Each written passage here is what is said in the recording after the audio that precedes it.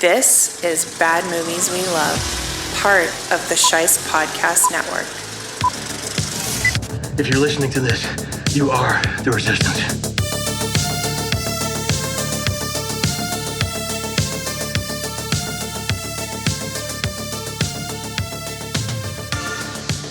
Hello, Bad Movie Lovers, and welcome back to Bad Movies We Love. I am your host, Nick Scheist, the master of this stupid stuff. I've got a surprise for you. We are doing things a little bit differently today as I welcome you to the very first spotlight session here on Bad Movies We Love, where we don't just talk about movies, we talk to the people who make them. In this Filmmaker in Focus episode, I sat down with Karl Huber, the special effects guru and the director of The Broadcast, 0 Hour, Dorset, Amy's House of Art, and the upcoming 4 Vacancies. We discuss filmmaking inspirations, getting started in the business, the unparalleled benefits of trial and error, genre diversity, filmmaking in Florida, and fundraising efforts for his new horror comedy project. So sit back, relax, and enjoy the very first Spotlight Session episode here at Bad Movies We Love.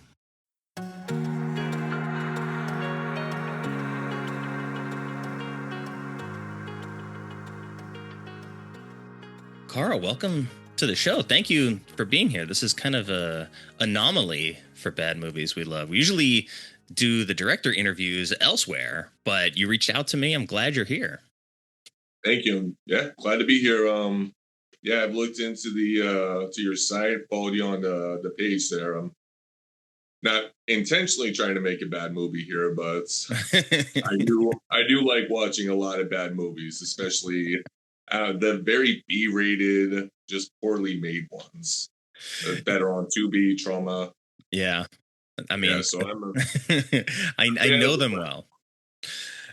You know, I watched The Broadcast, so I feel like I can confidently say that you're not trying to make a bad movie here. So we're not trying to lead the audience in that direction. We're here to talk about a new project that you're working on. But because this is the show, I'm going to fold in some other sort of bad movie questions in there for you. But in terms of this project, 4 Vacancies, what started this? Where did it come from? It really started because I do photography as well. And when I first started out back in like 2018, I had this idea for, well, I guess not really an idea, but just, you know, the nude girl, the naked bloody girl in the bathtub, or just photo shoots where she's just naked covered in blood. I just wanted to do something like that in a very gothic, gritty kind of a way. So, you know, found the model, we did that. And I don't know why, but first off, stuff you could post stuff like that, implied nudity on Facebook at the time. Like Facebook groups, the horror groups loved it, they all took it, no issues. Now it's a completely different story. But I don't know why I thought I couldn't just post this hot naked girl covered in blood on Facebook and just without a story. But I wrote some article about this demonic entity that's been going from motel to motel, pretty much just picking up people, killing them. And, you know, the article was extensive. When I posted it, I just thought, like, why did I write that? Like, of course, people just want to see the naked girl. So I expected just a bunch of perverted comments, and there were. But there was also a lot of people who were just engaged with that article and, like, really thought this was a movie or wanted it to be a movie. So, you know, I tried spinning several different stories about this and finally just settled on a comedic one about a degenerate delivery driver who thinks he's just, you know, delivering to the fantasy girl of his dreams, only to find out that she's this shape-shifting succubus. And then the rest of the film is 3 more rooms with their own situation that are all kind of tied into that. Same motel, same night. So it's just all practical effects, very wild, very outrageous. I do want to do it in a very well-made way, but also have that same kind of gritty, comical, the horror special effects edge to it that are in the bad movies, but just more out there. Yeah, and I think obviously you have a love for makeup design and practical effects work. So I'm curious, where does that come from? Like, where did that start for you? I've just been a huge fan of horror films ever since I was a kid. I'm just, I'd stay up until like 2 o'clock in the morning because that's when they showed all the Friday the 13th films and just all the horror movies on USA and TNT. And then, wake up at 6 or 7 o'clock in the morning, tired as hell to go to school just so I can do it all over again. But oddly enough, special effects was not something I ever saw myself getting into. Filmmaking is what I wanted to do. Once I finally started getting, money to buy camera equipment, horror was the only genre that I really knew or that I knew would get out there as far as festival purposes. But I didn't know any special effects artists. So I just looked up YouTube, how to make, cuts, wounds, bought a silicone kit. Once I figured out how to do that, just kept on watching YouTube videos, how to make, how to light cast, how to make hands, how to do this thing. And eventually you run out of videos on YouTube. So you do have to start workshopping your own ideas. Like bullet squibs. You ever see the exploding blood packs in the movie where someone gets shot? Well, they have plenty of ones where it's like blood tubing and CO2. It takes 15, 20 minutes to set up. Anything can go wrong. Like the tubing can move away from the perforated hole. So instead of blood coming out here, you just have blood spraying out that way. So I learned how to make the exploding ones just by months of trial and error because they don't have that on YouTube. They would essentially be teaching you how to make a bomb. Yeah. But yeah, just stuff. It just keeps growing. Like I'm still learning stuff. And how old were you when you started first, like dabbling in making your own special effects? I think it was around 28. Yeah. That's cool. I mean, it's good to know that you can just go on YouTube and begin to like teach yourself a skill and develop it to the point where you've now surpassed the knowledge base that you can find online and you're sort of flying blind. But it's very much like a trial by fire in that way. Yeah, I mean, honestly, for filmmaking or photography, you don't really. I would suggest not even going to school because it feels like schools teach you this textbook way of doing things. As to where if you learn it online or just the basics online and then just kind of work as you go, you can develop your own craft as opposed to them telling you, no, that's wrong. You have to do it this way. So, yeah, don't go to school, kids. Well, fortunately, there's not too many kids that are going to listen to this show anyway. But when you were making your first project, and that was the feature, right? The broadcast. I was made that the second one? There was a short before that. There was a few shorts before that.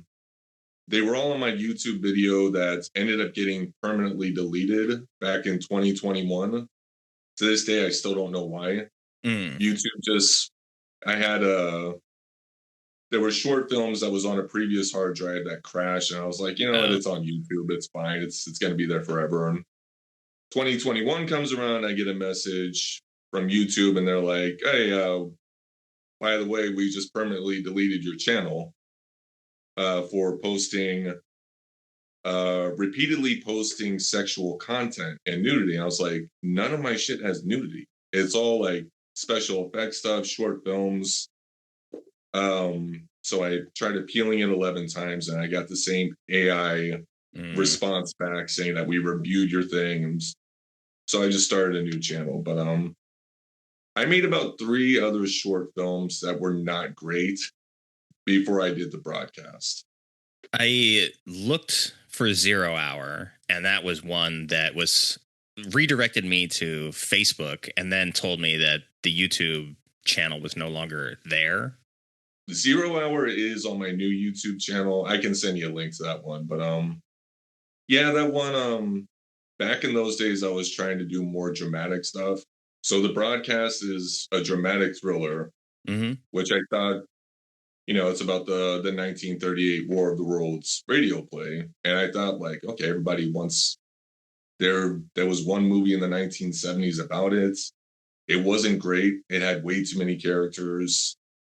Just it's hard to focus on the actual play itself. So I thought that would be a good way to get out there. And turns out no one even gives a shit about that play anymore. At least not the younger generation. That's fair. I mean, I'm a little bit older, so when I watched it, I felt like it was a good use of the radio drama in terms of sort of using that narrative against the story that you're playing in the foreground, but also with that you get to dabble in like some black and white. There's some silent filmmaking in there, so I think you get to like stretch your legs in a couple of different directions with that I found pretty interesting. And I was just curious, like, in your approach to making that, what did you learn from that doing like a first time feature that you're bringing into this new one?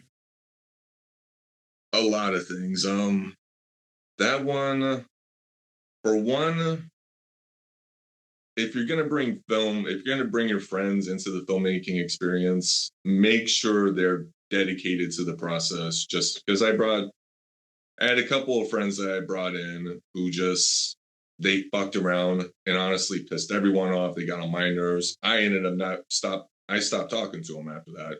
Like people I'd known for years.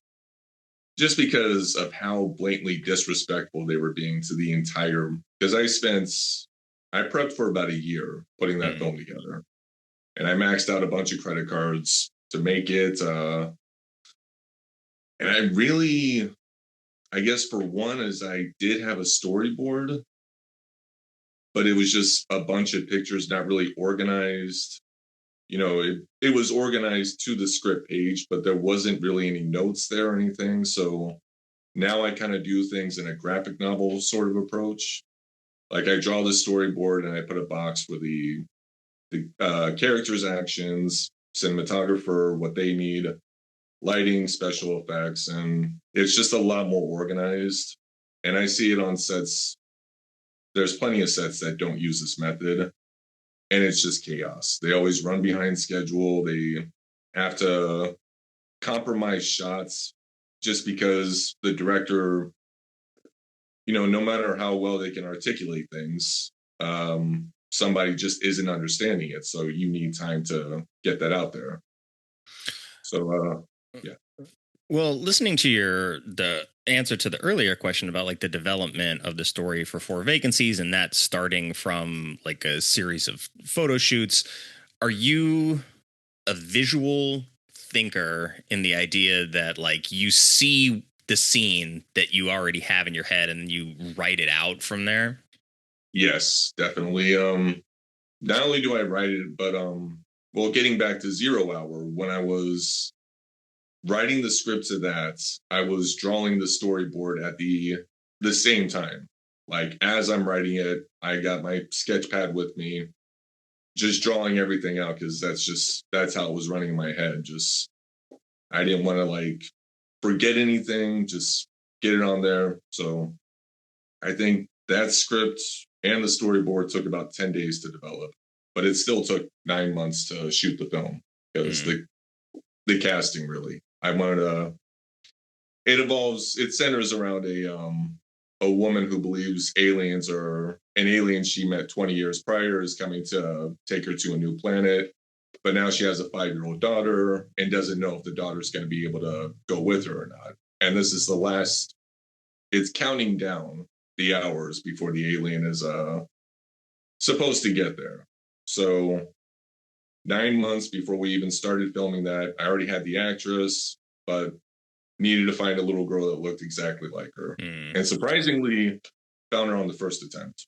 Oh, wow. So, okay. Yeah, I got lucky there. Yeah, good luck. In terms of like the overall process, where are you in that process for 4 vacancies right now? I know that the Kickstarter is on schedule to launch, but hasn't quite launched at the time of this recording.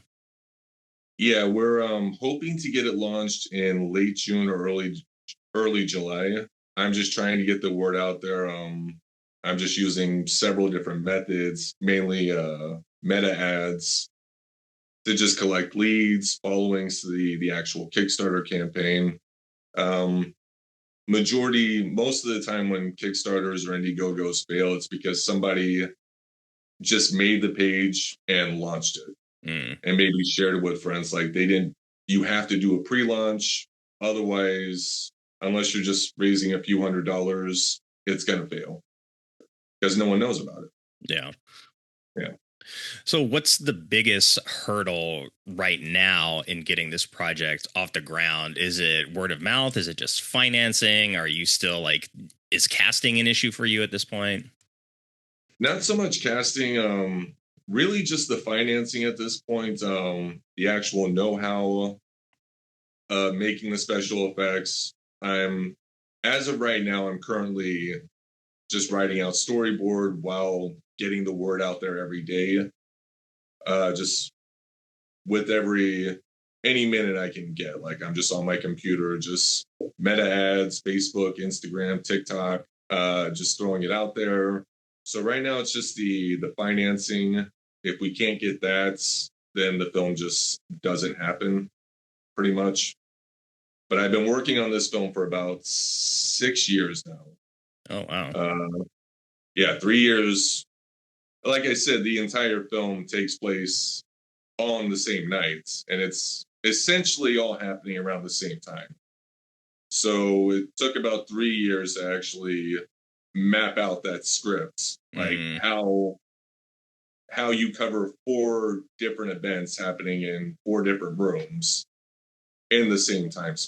So yeah, that was tricky, but everything's good. People have read the scripts, loved it. It's just no one has money. So Welcome to the club. yeah.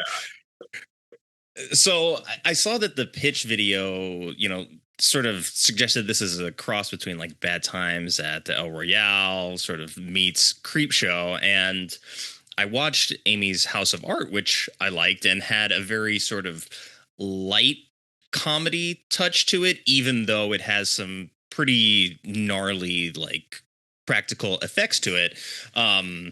So it seems like this project is going to be, I think, decidedly darker, if not like completely dark. It is actually just going to be darker. The comedy just comes from like how fucked up it is. Because I'm not really a fan of intentional comedy. When movies, I guess a good example is, Boondock Saints. The scenes that were funny, they weren't actually funny. These guys were putting themselves in danger. It was just bad luck that they ended up getting out of. And the comedy just comes from bad decisions. They're not really trying to be funny, as opposed to the sequel set 10 years later. It just seems like everyone got dumber from the first movie. They were just acting like the Three Stooges. Everything is just trying to be a joke. Just nothing landed with that sequel because they were just trying to make an intentional comedy. So this one, there's not really any jokes in it. The humor just comes from the intensity of the situation, I guess. Best way to explain it. No, I understand that. I think like situational comedy is a different muscle to flex because you're not necessarily writing punchlines. It's more about like tone and tension throughout the film that sort of just allows the comedy to come to the surface. Yeah, there's a lot of elements you have to deal with there. Like Amy's House of Arts, it was the music, just the structure, I guess, because it starts off like, is this girl just fucking with us? Yeah. Because we start seeing minor art pieces, and as we go further into the back of the house is when it gets progressively more and more fucked up. So yeah, just something like that. It's not intentionally trying to be funny. We're just showing this person's daily routines, and she thinks it's completely okay. It's normal. Yeah, sort of like the expectation versus the reality, and that we're seeing this as like, oh, this is kind of like a YouTube featurette, but this person's a psychopath, sort of Yeah. like in the vein of like Bucket of Blood. And for some reason, she's growing a ton of corn in her backyard, which I found it was like perfect. That was well the I guess the origin story of how that film came. I first off, I moved into this house and I like planting stuff. So I was living in apartments for years, moved into this house. The first thing I wanted to do was plant a bunch of corn in the backyard. So that's what I did. I just planted a bunch of corn in the backyard, and then I joined this film challenge called the Creature Feature Challenge, where you had 2 weeks to make a short horror film from start to finish. They picked the creature and the genre and entered that. The creature was innocently evil, and the genre was mockumentary. Oh, okay. So I almost didn't do it because I wanted something more intense where I could like have some cinematography with, really fucked up special effects, like a vampire thing. Then I started walking around my house and, I got faces on the wall, just stuff that I'd made. And I was like, okay, this looks like a serial killer lives here. Lauren, the actress in there. I worked with her a couple of times, and she said she had wanted to play more villainous characters because she's always like the innocent sleuth girl, or just she's just very innocent in all of her characters. So I wrote out the script, sent it to her, and I think a few days later we were just filming that. And yeah, the special effects you see at the end, pretty much all done by me. I had like one person helping me throughout this entire thing. So yeah, still, it was a tiring experience, but pretty fun. Yeah, it looked like it was really fun to make. And you said Lauren was her name? Yeah, Lauren Crandall. She's actually doing like the Carnival Cruise circuit now. Okay. She's one of the performers on that thing. She's been doing that for years. So She was good in the lead because, like you said, she still plays that sort of innocent, bubbly friend kind of character, but then she's murdering people and doesn't seem to have an issue with it. I really liked it. And you got the light music in the background, but I guess the comedy comes from really just the music and her attitude. But the reality is, this is a deeply disturbed, psychotic person. Like if you get anywhere near her, you're fucking dead. Which is why I was also filming it. I have a gimbal for smooth motion, but I decided to go handheld just to get that jerky motion of like the camera guy being afraid of being around her. Yeah, it worked. I thought it was pretty clever. But in terms of, I guess, maybe your inspirations, right? Like, who are some filmmakers or creatives that have informed your style? But, well, I would say Orson Welles definitely. I can see that. Which is, that was one of the things I really wanted to do an homage to him when he did the War of the Worlds radio broadcast. First, that guy has an extremely deep, but he was only 23 years old when he did that. And he's like baby face, but his voice is like really deep. And just, But it's also just his filmmaking, I don't know. He looking at his films now, like a lot of people really thought he was a genius, but at the time, nobody was doing this. Yeah. The camera angles, the wide angles, fisheyes. So he would be pissing off executive producers left and right because they wanted it done this way, and he was just doing it his way. But yeah, he's definitely one of them. M. Night Shyamalan, he is also another one, at least starting out, really cared about details in the films. The Sixth Sense, Unbreakable. I mean, I could go on for hours about the stuff he was doing in Unbreakable, how the entire film just kind of feels like you're watching a comic book come to life. Really, just stuff like that. James Cameron being another one. Guillermo del Toro at the beginning because he was also a director and special effects artist. But yeah, those kind of inspirations. So with you growing up being a fan of horror films and the horror genre,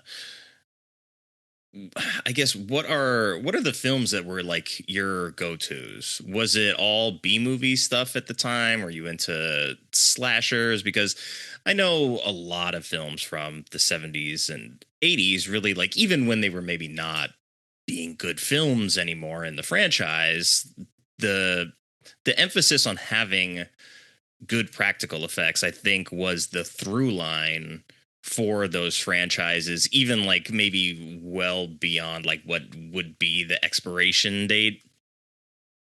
Yeah, like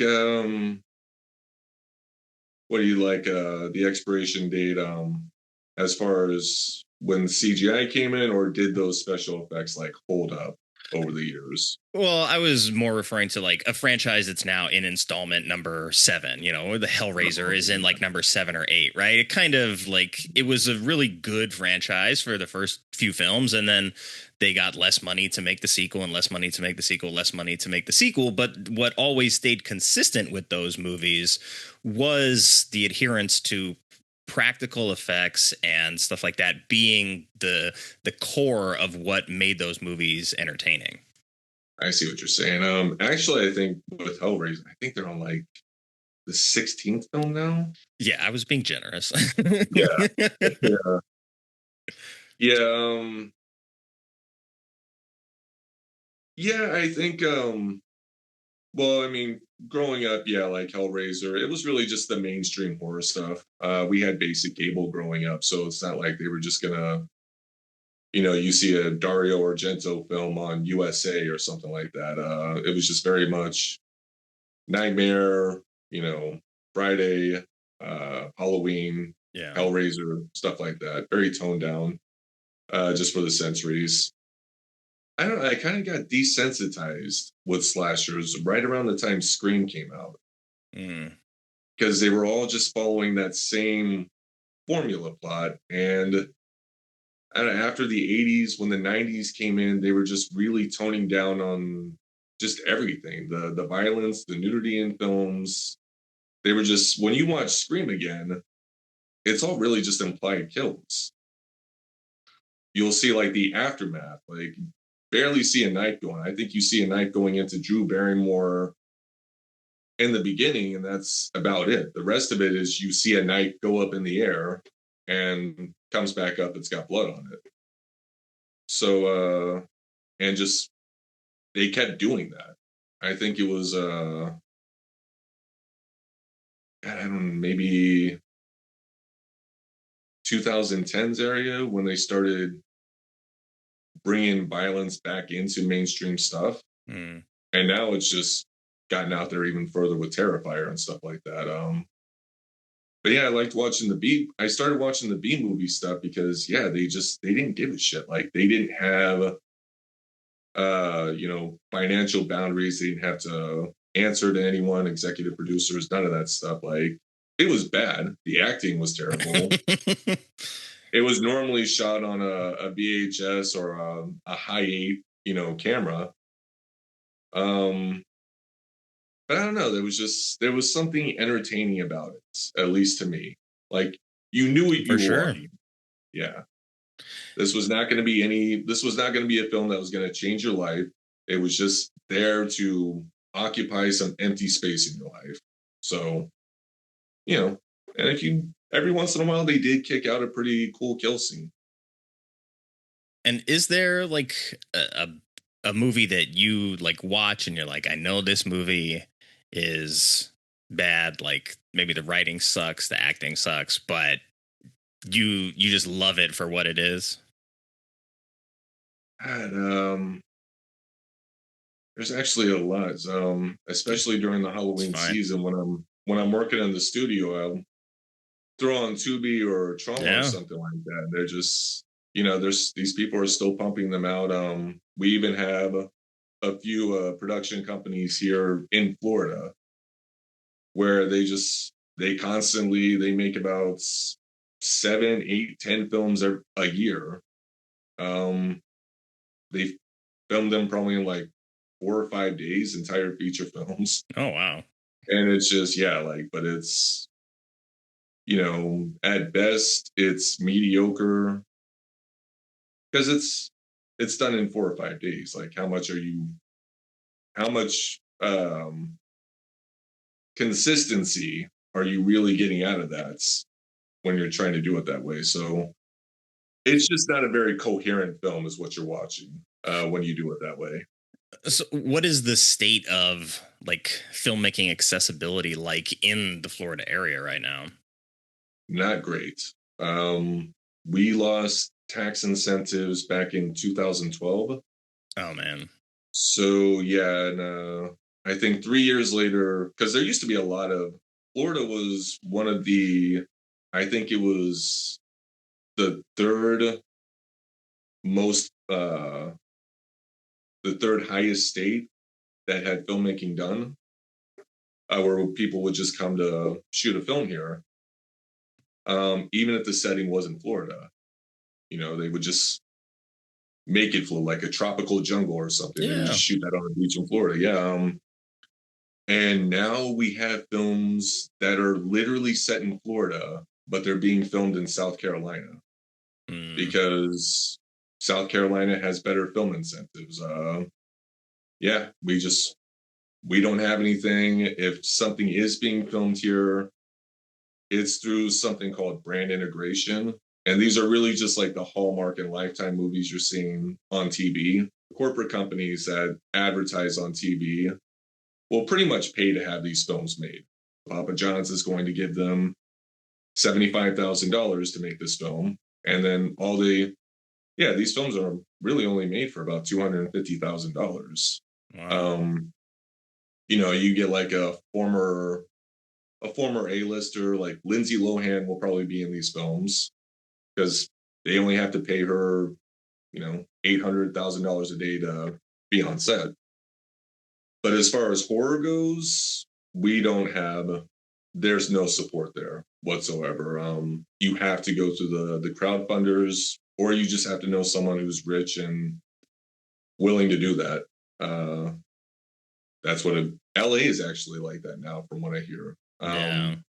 California, they did away with the film incentives too, and LA is a lot more stricter from what I hear when it comes to making a film there. Like you need permits to do anything. Yeah, pretty much. And a lot of that legislation has driven people away. And that's why there's a lot more filming in like Georgia, South Carolina, a lot of shows that are LA based film in like Vancouver. So Yeah. a lot of that has happened here. And I've got friends in the industry that are definitely impacted by that. So it's tough to see, especially because like LA is like it's the movie town, or at least, historically, we shouldn't be losing production in that way. Yeah. When did that happen, by the way? When did you guys lose incentives over there? It definitely got worse post pandemic, where like it's just hard to get anything made. And it's like the studios are full, but don't see stuff filming out on the streets as much as we used to. I mean, obviously, if it's a big production that has money, they're still going to come in and do it. But there's also way fewer shows that are filming like 26 episode series now, so you're not even getting that kind of filming around the town anymore.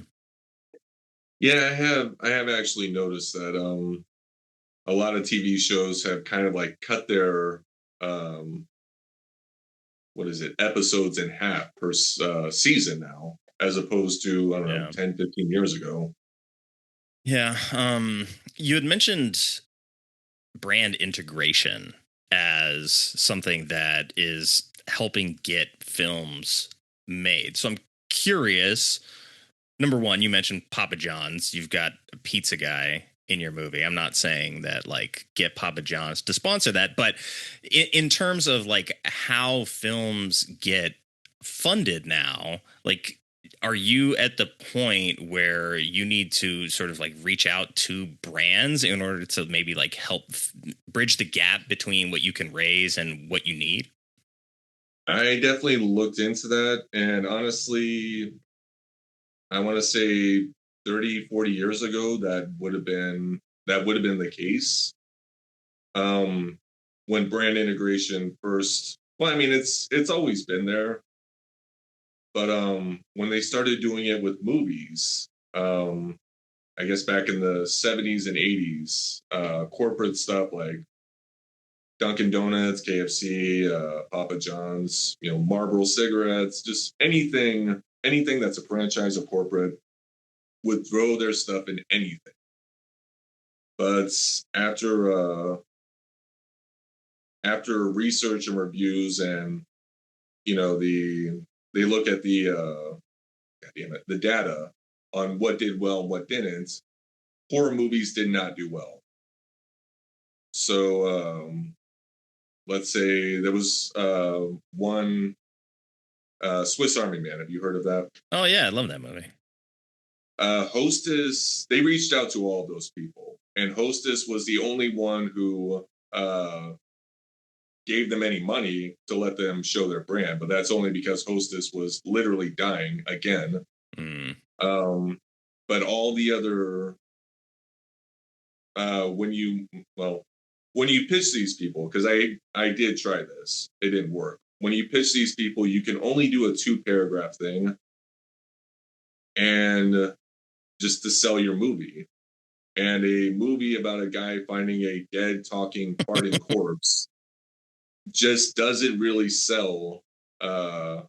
Get these people to want to buy into your film and have. So I want to give you a chance to talk about, what you are hoping to get out of the Kickstarter, because I mean, I have the page up so I can see it, but I think it's better coming from you. Of course, I'm going to include the links for this and for the short films that are included as well in the show notes for this episode, so people can check out your work just with a click of a button. But yeah, tell us about like, what you want to get out of the Kickstarter, what you're offering. Well, right now the biggest offer is, like I said, I do photography, and it's mostly horror, gothic, erotic type stuff.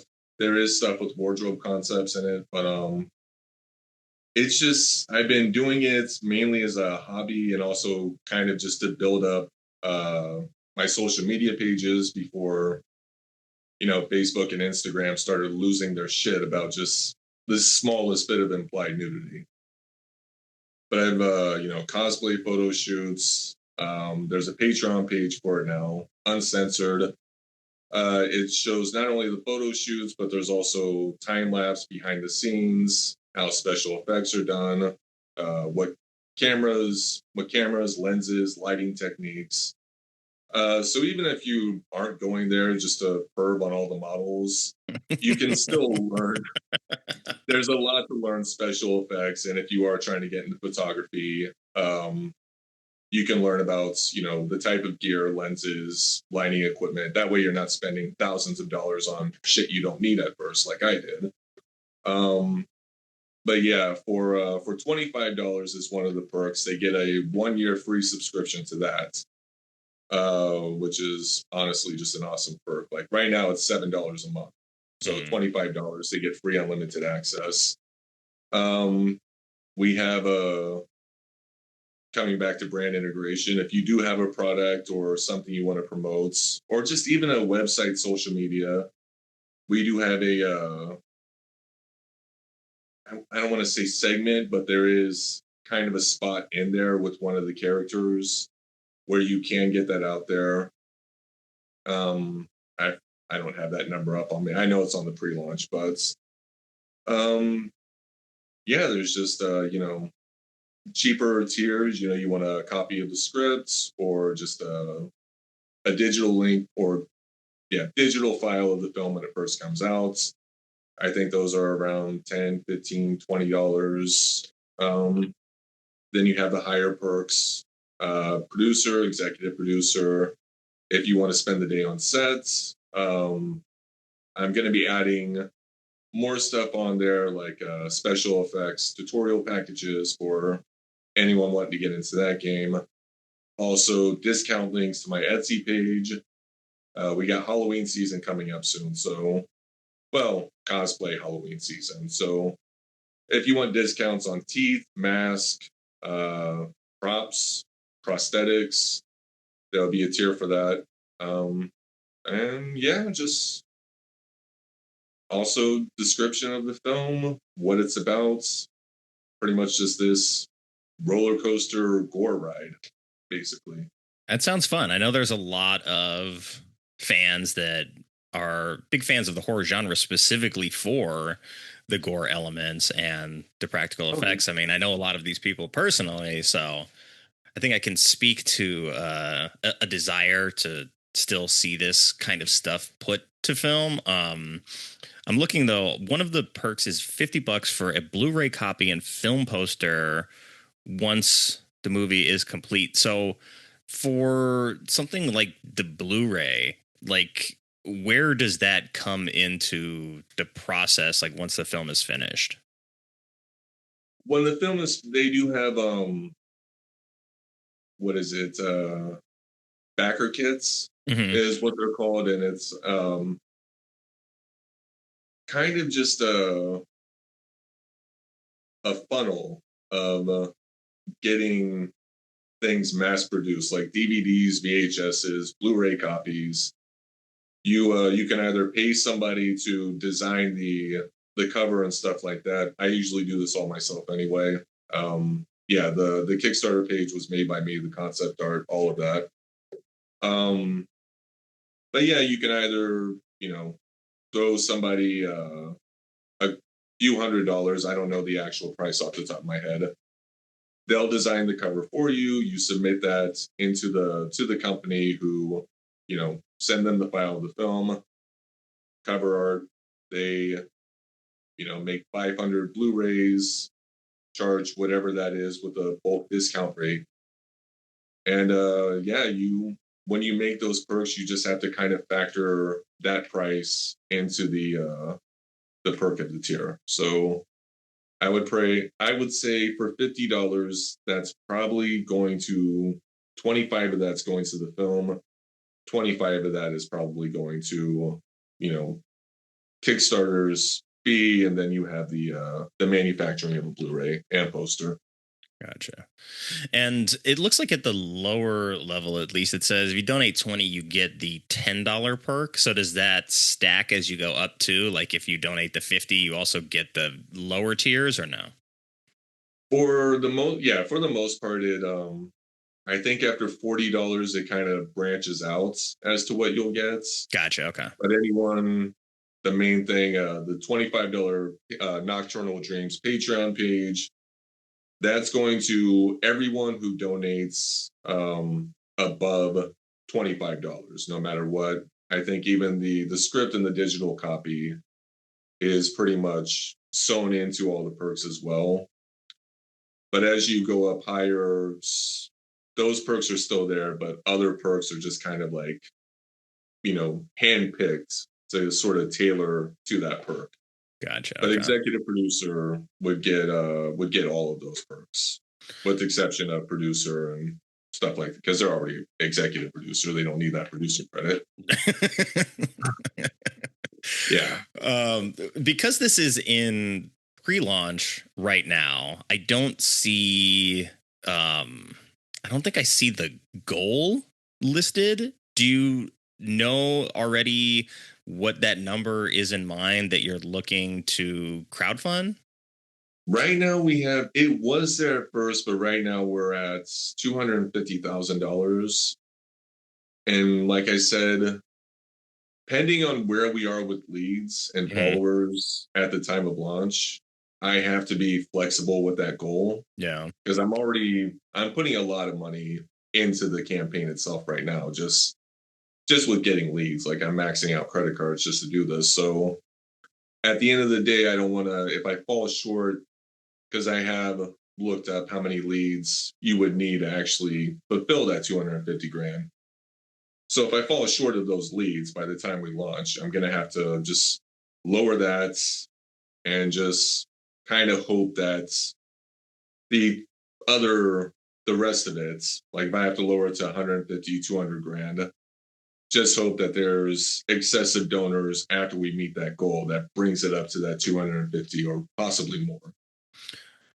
Yeah. And Yeah, I just don't want is this to. something where you maybe shoot like some concept footage to then show, or I've heard of examples of that in the past where it's like there was a little bit of funding up front, some things got shot, you use that as proof of concept.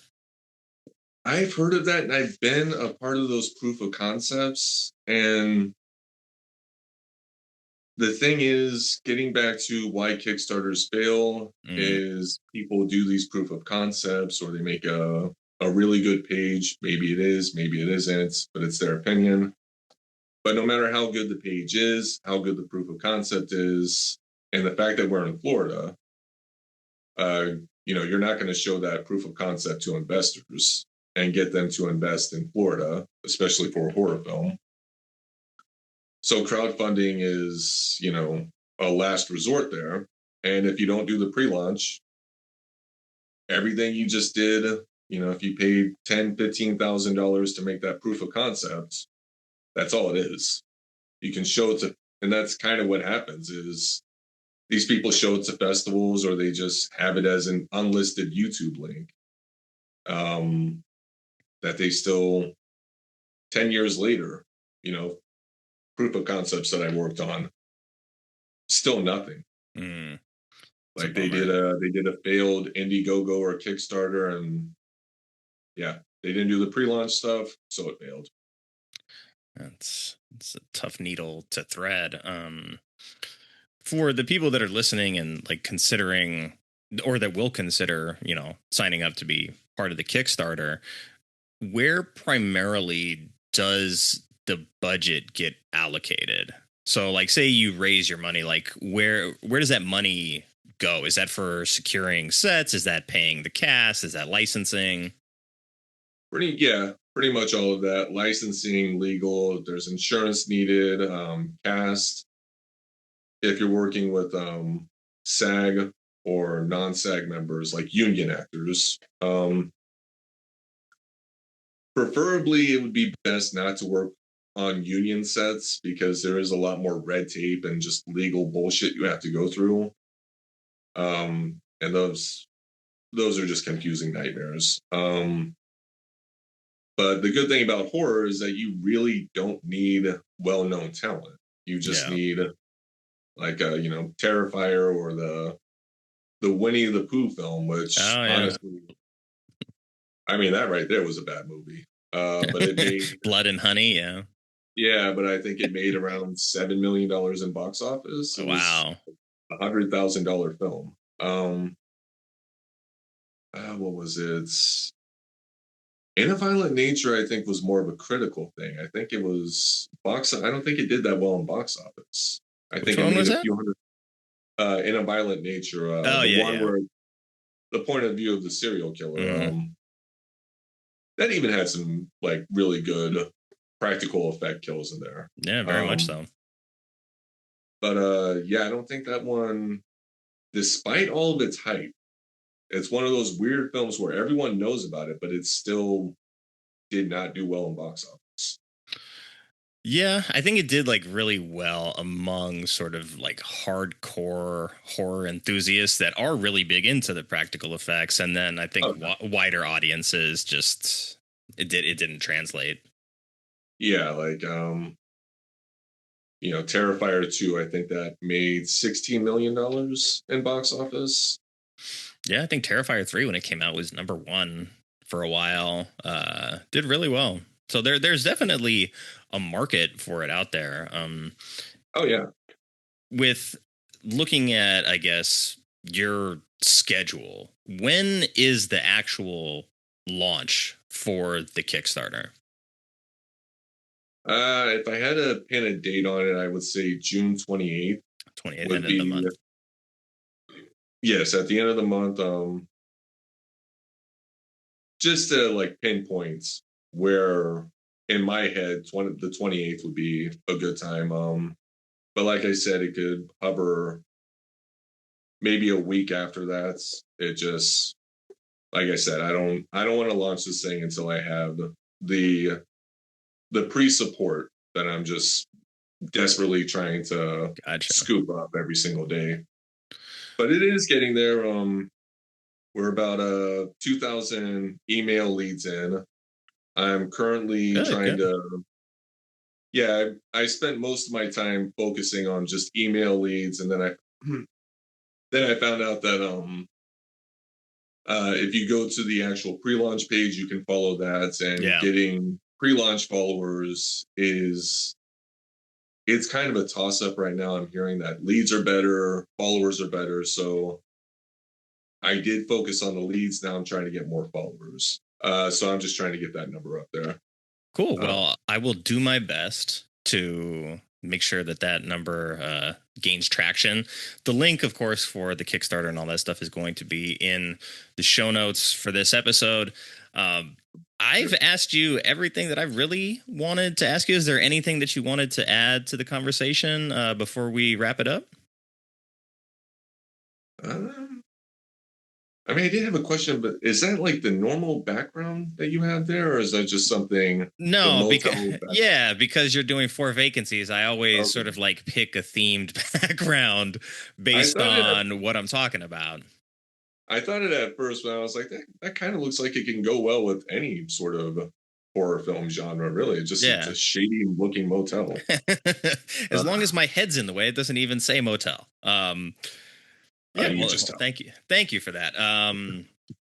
So yeah, this has been a fascinating conversation. Like I said, I did what I could to watch what I could of yours. I liked the broadcast. I liked Thank you. Amy's House of Art. I feel they're very different projects tonally, of course. I mean, they're not operating on the same wavelength, but I think what it shows is that you're able to do a lot of different things and you're not necessarily like pigeonholed into being like this kind of filmmaker, that kind of filmmaker. Yeah, I definitely, if I ever do actually start getting paid to make films, I definitely want to be able to branch out to other things, not just horror, but just dramas or actions and comedies, hell, maybe even romance. Who knows? But horror is just it's fun, Like It is. there's there's no debate, there's no like hard discussions about it. You watch it, and yeah, it's just entertaining. It seems like it's a genre that's never really gone out of style. It's kind of changed its approach over the years. Like, you mentioned Scream, and that sort of led into the 2000s era style of horror film, which was like the Final Destinations, I Know What You Did Last Summer. And now those films, 20 plus years later, are all coming back for legacy sequels. So, one way or another, horror is going to stick Yeah. around forever. It is, but we definitely need some new ideas. I mean the new Final Destination Final movie was great, Destination. but yeah, it's just the Hellraiser thing as well. I mean, I get why they're doing that. That's a licensing thing. Yeah. That's why they keep pumping out shitty Hellraiser movie every 2 or 3 years, because that's how they renew the license and keep the rights. But yeah, Freddy, Jason, Halloween, that what is it? I think they're trying to make all of those into a series now. Mm. Yeah, so it's just they just need people just need to sit down in a room and just kind of come up with the next big horror thing. We can still have that stuff, but just, have something for the next decade or so. Well, then let me ask you this. Is there something that you've seen in the last couple of years that's been an original horror film that you really felt was like the direction that might be able to lead the genre like into the future?